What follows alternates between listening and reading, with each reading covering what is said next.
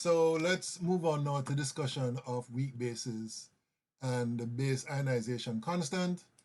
As I said before, there are a lot of similarities between weak bases and weak acids in terms of how we calculate their pH values and so on. So a weak base, of course, undergoes partial dissociation. As you can see in this example of ammonia, when you add it to water, it forms the ammonia ion and the hydroxide ion. So you have this back and forth taking place. So equilibrium will be established, and you can write down an equilibrium expression for this. And the equilibrium constant in this context is called the base dissociation constant, or the base ionization constant, Kb. So Kb is equal to the concentration of the ammonium ion times the concentration of hydroxide divided by the concentration of ammonia. And again, the Kb value can be seen as a measure of the strength of the base, just as the Ka value can be seen as a measure of the strength of an acid. So the higher the Kb value, the greater would be the weak base strength, right? Now, there's one minor difference when it comes to the calculations, as you're going to see in the example that we're going to look at later on.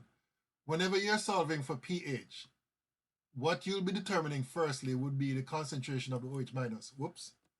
And then, based on the concentration of the OH minus, you can calculate the concentration of the H plus, and then you can calculate the pH, right? So this is one minor difference that you're going to see when it comes to calculating the pH of weak bases compared to weak acids, all right?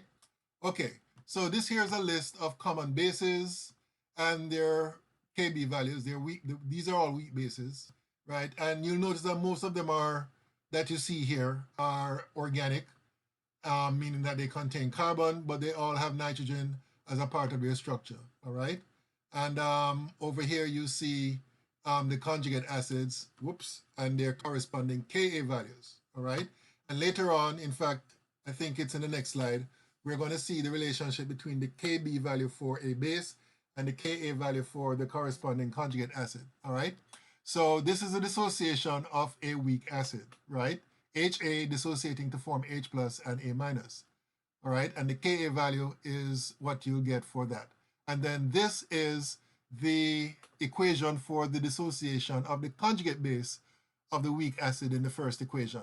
In this case, the conjugate base A minus will be getting a hydrogen ion from the water to form OH minus and HA. And of course, there's a corresponding Kb value for that reaction. Now, we know what happens when we add these two equations together, right? When we add these two equations together, the A minus will cancel out, and you'll be left with, and also the HA will cancel out here and here. And what are you left with? You're left with H2O dissociating to form H plus and OH minus. And we all recognize this as the autoionization of water.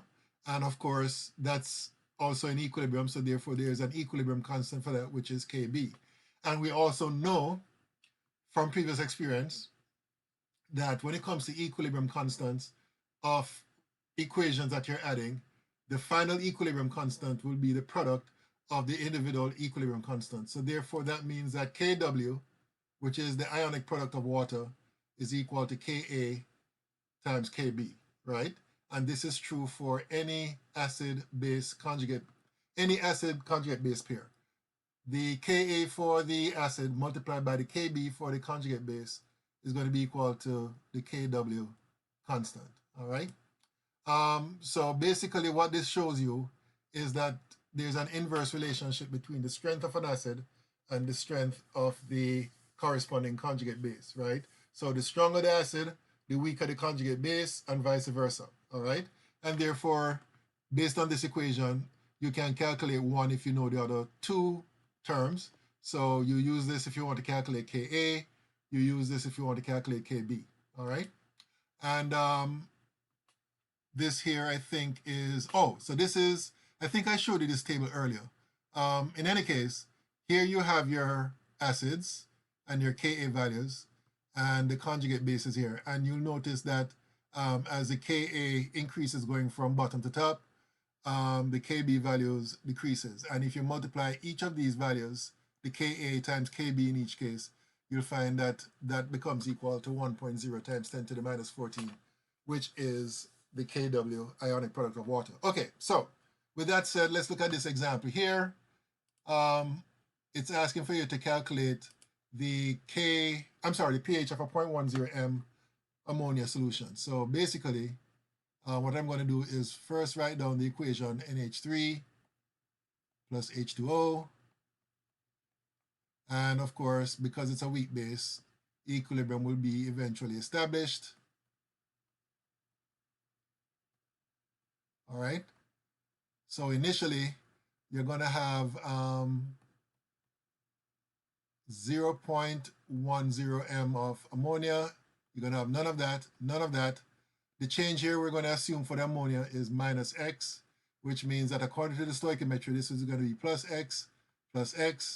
So therefore, at equilibrium, you're going to have 0.10 minus x. You're going to have x here. You're going to have, x here, right? And then we write down the Kb expression. Shucks. Kb is equal to the concentration of NH4 plus times concentration of OH minus divided by concentration of NH3. And then we put in the expressions, which simplifies to x squared over 0.10 minus x equals to Kw. Now, Kw, let me go back to the previous slide. For ammonia, if I can find it here. Sorry about this, I should have figured this out already. Okay, so ammonia, it's 1.8 times 10 to the minus 5. So Kb, not Kw, is going to be equal to 1.8 times 10 to the minus 5, all right? So next step is that we make the assumption. So x is small compared to 0.10. So what that means is that 0.10 minus x will approximate to 0.10. So therefore, this simplifies to x squared over 0.10 is equal to 1.8 times 10 to the minus 5, which means that x will be equal to the square root of 1.0 times 1.8 times 10 to the minus 5. And let me do that on my calculator. So this should be 0.10. 0.10. So 0.10 times 1.8 times 10 to the minus 5 equals that. You find the square root. According to my calculations, this works out to be 1.3 times 10 to the minus 3. Next step is to find the percent dissociation, which will be equal to 1.3 times 10 to the minus 3 m over the initial concentration, which is 0.10 m times 100%. So that divided by 0.1 times 100. And according to my calculations, this is equal to 1.34%, which is less than 5%. So therefore, the assumption is valid. So therefore, assumption is valid, which means that pH will be equal to minus log of the concentration of hydronium, which is X, which is 1.3 times 10 to the minus 3. And let's see here, 1.3 times 10 to the minus 3.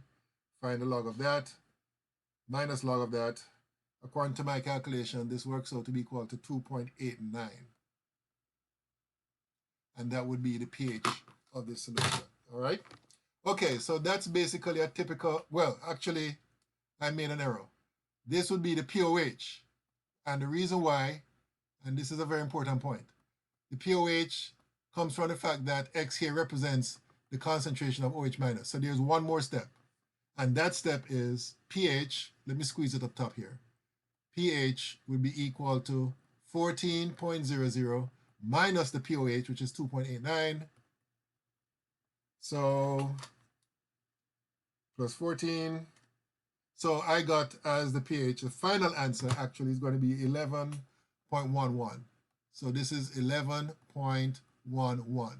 And that's basically how you determine the pH of a base. So as you can see, it's very similar to the steps that you take to calculate the pH for an acid, a weak acid. The only difference is that the X that you're going to get is actually the concentration of OH minus. So therefore, you have to take an extra step where you find the pOH and then you find the pH. All right. Okay. So I think that's it for this video. So the next topic will be a discussion of the relationship between the strength of an acid and the molecular structure. Okay. Until